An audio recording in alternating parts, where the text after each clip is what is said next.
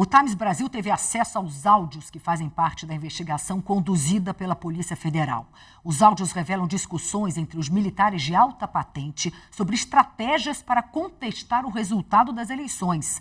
As gravações indicam a existência de um plano organizado para desestabilizar o governo eleito, gerando preocupações sobre a integridade das instituições democráticas do país.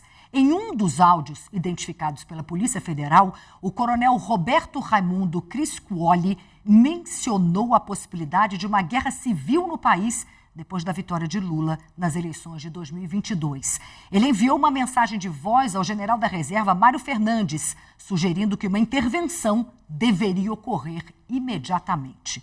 Vamos acompanhar. Ô Mário, bom dia. Mário, eu estava até conversando agora com o pessoal aqui, cara. Se nós não tomarmos a rédea agora, depois eu acho que vai ser pior. Na realidade vai ser guerra civil agora ou guerra civil depois. Só que a guerra civil agora tem uma justificativa, o povo está na rua, nós temos aquele apoio maciço. Daqui a pouco nós vamos entrar numa guerra civil, porque daqui a alguns meses esse cara vai destruir o exército, vai destruir tudo. Aí o povo vai dizer assim, agora que mexeram com vocês vão para a rua. Vocês resolvem tomar? Então vai ficar feio, porque ele vai destruir todo o exército, ele vai mandar todos os 4 estados embora. Menos vai ficar com G. Dias e alguns outros aí. Cara, não vai ficar legal, cara. É melhor ir agora, que o povo está na rua e pedindo. Que daqui a pouco nós vamos ir por interesse próprio, aí não vale. Aí eu não vou. Então a hora de ir é agora, cara. Então eu acho que essa decisão tem que ser tomada urgente, cara. E o presidente não pode pagar para ver também, cara. Ele vai destruir o nosso país, cara. E o povo tá na rua pedindo, vambora, pô. Pau. Os áudios foram identificados pela Polícia Federal em investigação sobre planos golpistas para manter Bolsonaro na presidência e matar Lula, o vice-presidente Geraldo Alckmin e o ministro Alexandre de Moraes, do STF. O coronel reformado Reginaldo Vieira de Abreu enviou uma mensagem para o general Mauro Fernandes pedindo uma reunião confidencial e restrita. Reginaldo usa o termo Kid Preto para se dirigir ao general. Só explicando, os Kids Pretos são uma elite do Exército Brasileiro especializado em operações sigilosas e usam gorros pretos durante as missões. Vamos ouvir. Kid Preto, o presidente ele tem que fazer uma reunião petit comitê. O pessoal ia fazer uma reunião essa semana, o comandante do Exército, aí chegou Paulo Guedes, chegou o pessoal da TCU, da AGU, aí não pode, esse pessoal acima da linha da ética não pode estar nessa reunião. Tem que ser petit comitê, pô.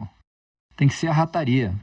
Com o comandante do Exército, mas petit comitê. Essa galera não pode estar e tem que debater o que vai ser feito. Bom, a gente segue falando com os nossos comentaristas Vinícius Torres Freire e também Júlia Lindner. Vinícius, esses são apenas 2 áudios que constam das investigações e vamos combinar que eles são bem impactantes, né? Tem uma pessoa que fala em tom meio paranoico de que o exército brasileiro vai ser destruído por um governo e diz tranquilamente que é preciso fazer uma guerra civil. Se não for agora, ela acontece depois. O problema dele é a propriedade. Essas pessoas todas, tem gente dizendo que elas são muito toscas e o negócio era todo improvisado e muito fraco, mas essas pessoas todas são capazes de causar muito dano, sendo muito despreparadas, sendo muito desligadas de qualquer noção de democracia, ética e princípios profissionais militares, e essas pessoas quase puseram um processo de perturbação em ordem. Eles estavam perto de sequestrar ou matar o Alexandre de Moraes. Então, ao mesmo tempo, eles parecem doidos e, ao mesmo tempo, eles dizem coisas como guerra civil, como se estivessem falando de café com leite, e, ao mesmo tempo, eles estavam à beira de iniciar um processo que podia causar conturbação muito grande. É muito grave.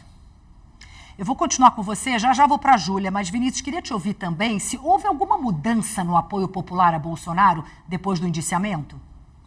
Olha, a gente não tem pesquisa grande a respeito disso. Então, a gente tem algumas pesquisas internas de partido, alguns acompanhamentos de redes que diz que não houve grande alteração, mas talvez não tenha dado tempo para as pessoas se darem conta e a gente não tem pesquisa precisa que dê para medir o impacto profundo. Então, a gente ainda tem que esperar para ver o que vai acontecer e também tudo isso é sujeito a, como dizem, narrativas. Depende da capacidade de você fazer propaganda em cima do fato ou de distorcer o fato, o que vai acabar aparecendo em pesquisa ou na opinião pública. Por hora, imagina-se que algum impacto vai ter na margem da população, pelo menos, que vota em candidatos como Bolsonaro, mas tem grande apreço pela democracia. Júlia, queria te ouvir sobre isso também. Como é que o indiciamento afetou a estratégia política de Bolsonaro? Nesse momento que a gente conversa, o ex-presidente está dando agora uma coletiva improvisada no aeroporto. Ele voltou hoje a Brasília depois de uma semana, alguns dias de férias com a família no Nordeste. E agora ele volta no estilo que era do Bolsonaro na presidência da República, que parece aquele cercadinho que a gente chamava, quando ele chamava a imprensa, falava de vários assuntos, e ele volta nesse tom, querendo se posicionar com os aliados próximos. Nós vemos ali vários senadores perto dele, o próprio filho dele, o senador Flávio Bolsonaro, o líder Rogério Marinho, Marcos Rogério. Então, a postura dele parece de ir para o enfrentamento, né? Nessa aposta dos aliados dele de que, na verdade, ele não tem uma alteração entre aqueles que os apoiam, entre aqueles que o apoiam, né? Que eles continuam mantendo o mesmo clima e a mesma insatisfação, inclusive em relação ao Supremo Tribunal Federal, mesmo com todos os acontecimentos. Ele continua batendo nessa tecla, assim como os aliados dele continuam questionando o judiciário e tentando desviar, na verdade, a vinculação dele, porque em alguns áudios é possível ver menções de conversas que teriam acontecido com o então presidente da República, mas ele tenta se desvincular e dizer que não tinha conhecimento do plano, não tinha conhecimento e nem deu aval, né, a essas iniciativas. A estratégia dele é essa.